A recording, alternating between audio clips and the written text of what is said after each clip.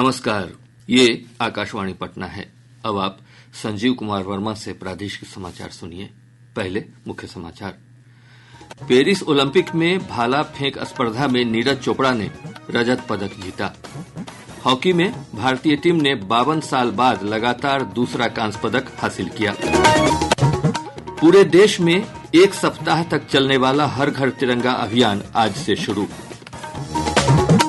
मखाना उत्पादन में कटिहार जिले ने 12,900 मीट्रिक टन उत्पादन के साथ विश्व में शीर्ष स्थान प्राप्त किया। और नेपाल के जलग्रहण क्षेत्र में हो रही भारी बारिश के कारण गंगा, कोसी, गंडक, बागमती और परमान नदी का जलस्तर खतरे के निशान से ऊपर। पटना के दानापुर और मोकामा के दियारा क्षेत्रों में बाढ़ का पानी फैला। अब समाचार विस्तार से। पेरिस ओलंपिक में भारतीय एथलीट नीरज चोपड़ा ने कल रात पुरुषों की भाला फेंक स्पर्धा में रजत पदक प्राप्त किया है। नीरज ने सीजन का अपना सर्वश्रेष्ठ 89.45 मीटर थ्रो करके यह स्थान प्राप्त किया।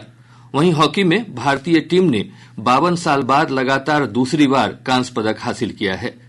राष्ट्रपति द्रौपदी मुर्मू, प्रधानमंत्री नरेंद्र मोदी और राज्यपाल राजेंद्र विश्वनाथ आर्लेकर ने पेरिस ओलंपिक में रजत पदक हासिल करने पर नीरज चोपड़ा और कांस्य पदक हासिल करने वाले भारतीय हॉकी टीम को बधाई दी है। और अब पेरिस ओलंपिक में आज होने वाली स्पर्धाओं पर एक रिपोर्ट।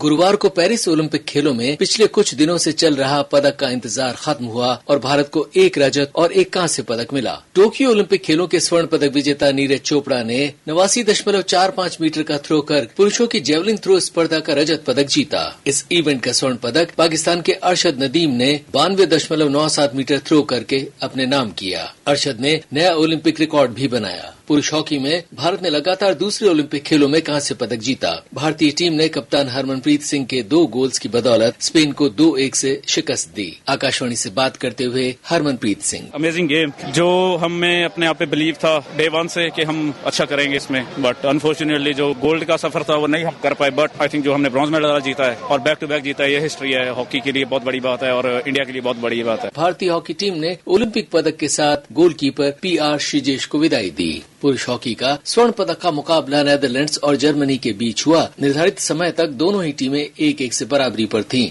मगर शूटआउट में डच गोलकीपर पिरमिन ब्लाक ने बेहतरीन बचाव किए और अपनी टीम को स्वर्ण पदक दिलाया। आज पुरुषों की 57 किलोग्राम फ्री स्टाइल कुश्ती में अमन सहरावत पोर्टोरिको के डारियन क्रूज से कांस्य पदक का मुकाबला खेलेंगे। एथलेटिक्स में भारत की पुरुषों और महिलाओं की टीमें 4x400 मीटर रेस में हिस्सा लेंगी। पेरिस से आकाशवाणी के लिए महेंद्र सिंह लालस।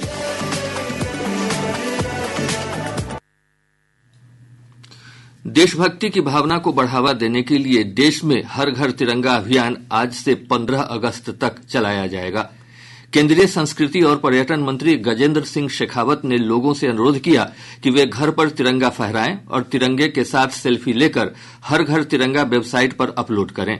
इस दौरान देश भर में 200 से अधिक सांस्कृतिक कार्यक्रमों का आयोजन किया जाएगा और 13 अगस्त को संसद सदस्य और मंत्री तिरंगा बाइक रैली निकालेंगे। हर घर तिरंगा अभियान वर्ष 2022 में शुरू किया गया था।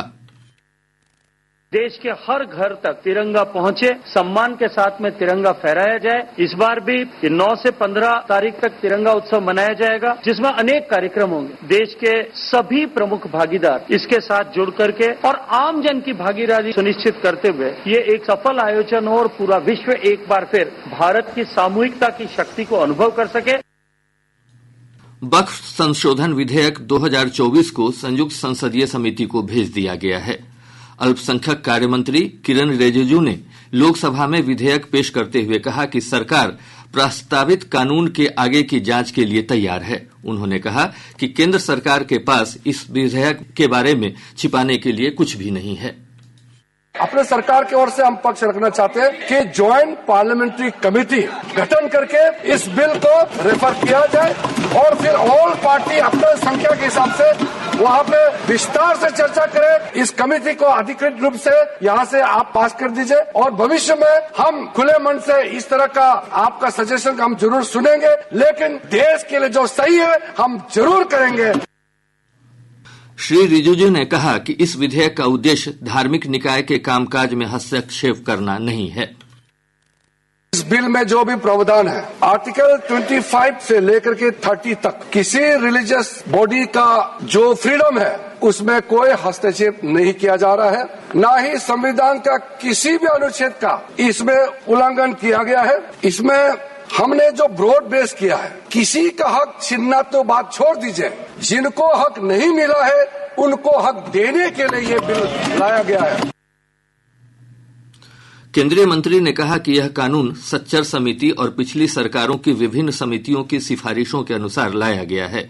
उन्होंने कहा कि वक्फ बोर्डों के कामकाज में कई खामियां हैं और कुछ लोगों ने इन बोर्डों पर कब्जा कर लिया है। उन्होंने विपक्ष के इन आरोपों को खारिज कर दिया कि विधेयक हितधारकों के साथ बिना उचित परामर्श के लाया गया है। संसद ने वित्त विधेयक, विनियोग विधेयक तथा जम्मू और कश्मीर विनियोग विधेयक पारित कर दिया है। राज्यसभा ने कल इन विधेयकों को पारित कर दिया। लोकसभा पहले ही इसे पारित कर चुकी है। वित्त मंत्री निर्मला सीतारमण ने कहा है कि सरकार कोविड के बाद से लगातार पूंजीगत व्यय पर ध्यान देकर अधिक से अधिक राशि खर्च कर रही है। राज्यसभा में उन्होंने कहा कि वर्ष 2023-24 में प्रभावी पूंजीगत व्यय 15,02,000 करोड़ रुपए यानी 18% रहा है। राज्य सरकार ने प्रदेश के सभी मठों, मंदिरों और ट्रस्ट का राज्य धार्मिक बोर्ड के अधीन निबंधन अनिवार्य कर दिया है। विधि मंत्री नितिन नवीन ने कहा कि इन धार्मिक संस्थाओं की अचल संपत्ति बोर्ड की वेबसाइट पर उपलब्ध होगी। विधि मंत्री ने सभी जिलाधिकारियों को निबंधन का कार्य प्राथमिकता के आधार पर करने का निर्देश दिया है। प्रवर्तन निदेशालय ईडी ने रेलवे में नौकरी के बदले जमीन घोटाला मामले में राजद के राष्ट्रीय अध्यक्ष लालू प्रसाद के करीबी अमित कत्याल और उनकी कंपनियों की 113 करोड़ रुपए की संपत्ति जब्त की है। इस मामले में ईडी ने जांच के दौरान अमित कत्याल को पिछले साल गिरफ्तार किया था। प्रादेशिक समाचार आप आकाशवाणी पटना से सुन रहे हैं।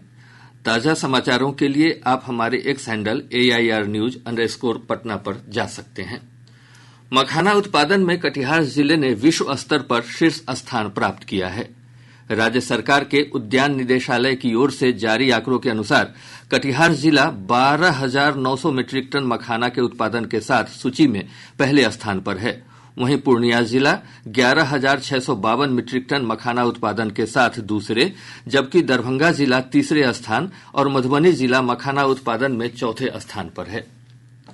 सहकारिता मंत्री डॉक्टर प्रेम कुमार ने कहा है कि प्रदेश के किसानों को पैक्सों और व्यापार मंडलों में धान बेचने पर बोनस दिया जाएगा। पटना में विभागीय योजनाओं और बजट व्यय की समीक्षात्मक बैठक में श्री कुमार ने कहा कि इस संबंध में सहकारिता और खाद्य आपूर्ति तथा उपभोक्ता संरक्षण विभाग में सहमति बन गई है। उन्होंने बताया कि वित्त विभाग की सहमति मिलने पर इस प्रस्ताव को राज्य सरकार की मंजूरी के लिए भेजा जाएगा। नेपाल के जलग्रहण क्षेत्रों में हो रही भारी बारिश के कारण गंगा, कोसी, गंडक, बूढ़ी गंडक, बागमती और परमान नदी के जलस्तर में लगातार बढ़ोतरी हो रही है। गंगा नदी का जलस्तर पटना, बक्सर, भागलपुर, कटिहार और मुंगेर समेत कई स्थानों पर तेजी से बढ़ रहा है।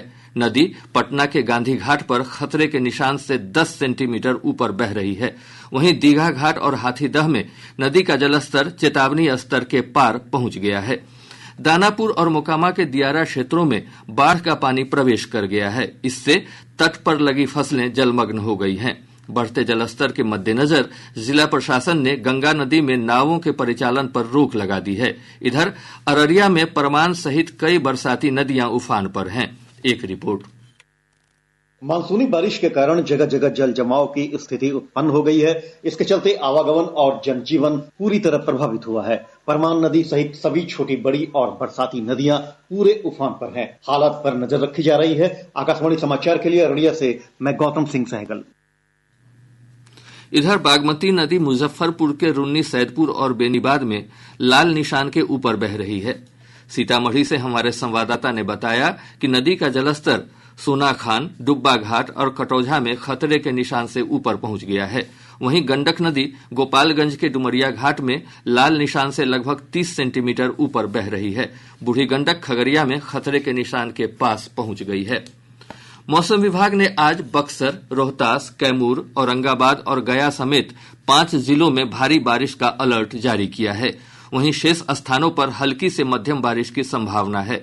मौसम विज्ञान केंद्र पटना की वैज्ञानिक ने बताया कि इस दौरान दक्षिण और उत्तर पश्चिम भागों में कुछ स्थानों पर मेघ गर्जन और वज्रपात की भी आशंका है। अगले 24 घंटों के दौरान 9 अगस्त को दक्षिण के भागों में कैमूर, रोहतास, औरंगाबाद, गया और बक्सर में भारी बारिश होने की संभावना है। दिन के तापमान में कोई विशेष परिवर्तन होने की संभावना नहीं है। इधर कल देर रात पटना और उसके आसपास के क्षेत्रों में गरज के साथ बारिश के समाचार हैं। तेज बारिश से लोगों को उमस से राहत मिली है। वहीं शहर के निचले इलाकों में जल जमाव की स्थिति उत्पन्न हो गई है। पटना उच्च न्यायालय ने ट्रेन से गिरकर होने वाली मौत पर 8 लाख रुपए का मुआवजा देने का आदेश दिया है। न्यायाधीश सुनील दत्त मिश्रा की एकल पीठ ने एक याचिका की सुनवाई के बाद यह आदेश दिया। न्यायालय ने रेल मंत्रालय की ओर से जारी गजट अधिसूचना का हवाला देते हुए कहा कि यदि ब्याज सहित मुआवजा राशि 8 लाख रुपए से कम है तो मृतक के परिजनों को कम से कम 8 लाख रुपए का मुआवजा देना होगा। रेलवे ने पूर्वी चंपारण जिले के रक्सौल से मुंबई के लोकमान्य तिलक टर्मिनल के बीच 2 जोड़ी स्पेशल ट्रेन चलाने का निर्णय लिया है। यह ट्रेन 13 से 27 अगस्त तक प्रत्येक मंगलवार को चलाई जाएगी। स्पेशल ट्रेन रक्सौल से सीतामढ़ी, मुजफ्फरपुर, हाजीपुर, पाटलिपुत्र, आरा और बक्सर होते हुए लोकमान्य तिलक टर्मिनल तक जाएगी। वहीं अन्य सुपरफास्ट ट्रेन आज से 30 अगस्त तक प्रत्येक शुक्रवार को रक्सौल से रवाना होगी। शिक्षा विभाग ने कहा है कि प्रदेश के सरकारी विद्यालयों में कार्यरत सभी शिक्षकों को 6 दिवसीय आवासीय प्रशिक्षण अनिवार्य होगा। विभाग के अनुसार विद्यालयों में अप्रशिक्षित शिक्षक मिलने पर उनके खिलाफ कठोर कार्रवाई की जाएगी। अब बिहार से प्रकाशित प्रमुख समाचार पत्रों की सुर्खियां। आज के सभी समाचार पत्रों ने पेरिस ओलंपिक में जेवलिन थ्रो में भारत को रजत पदक और हॉकी में कांस्य पदक की खबरों को प्रमुखता से प्रकाशित किया है। हिन्दुस्तान की सुर्खी है, एक दिन में देश को मिले 2 पदक। नीरज के भाले से भारत को चांदी, हॉकी में भारत को 52 वर्ष बाद लगातार दूसरा पदक। प्रभात खबर ने इसी खबर को अपनी लीड बनाते हुए लिखा है, पेरिस में भारत को दोहरी खुशी। दैनिक जागरण की प्रमुख खबर है, भारत में शरण मांगने पहुंचे सैकड़ों बांग्लादेशियों को बीएसएफ ने लौटाया। दैनिक भास्कर ने लिखा है, बक्सर से कहलगांव तक गंगा उफान पर, उत्तर बिहार की नदियां भी चढ़ी। आज खबर की सुर्खी है, संसद में वक्फ संशोधन बिल पेश। राष्ट्रीय सहारा ने इसी खबर को प्रमुखता से प्रकाशित करते हुए लिखा है, केंद्रीय मंत्री रिजिजू ने लोकसभा में पेश किया वक्फ संशोधन विधेयक। उन्होंने कहा, मुस्लिम महिलाओं बच्चों को मिलेगा न्याय। और अब अंत में मुख्य समाचार एक बार फिर। पेरिस ओलंपिक में भाला फेंक स्पर्धा में नीरज चोपड़ा ने रजत पदक जीता। हॉकी में भारतीय टीम ने 52 साल बाद लगातार दूसरा कांस्य पदक हासिल किया। पूरे देश में 1 सप्ताह तक चलने वाला हर घर तिरंगा अभियान आज से शुरू। मखाना उत्पादन में कटिहार जिले ने 12,900 मीट्रिक टन उत्पादन के साथ विश्व में शीर्ष स्थान प्राप्त किया। और नेपाल के जलग्रहण क्षेत्र में हो रही भारी बारिश के कारण गंगा, कोसी, गंडक, बागमती और परमान नदी का जलस्तर खतरे के निशान से ऊपर। पटना के दानापुर और मोकामा के दियारा क्षेत्रों में बाढ़ का पानी फैला। इसके साथ ही आकाशवाणी पटना से प्रसारित प्रादेशिक समाचार का यह अंक समाप्त हुआ।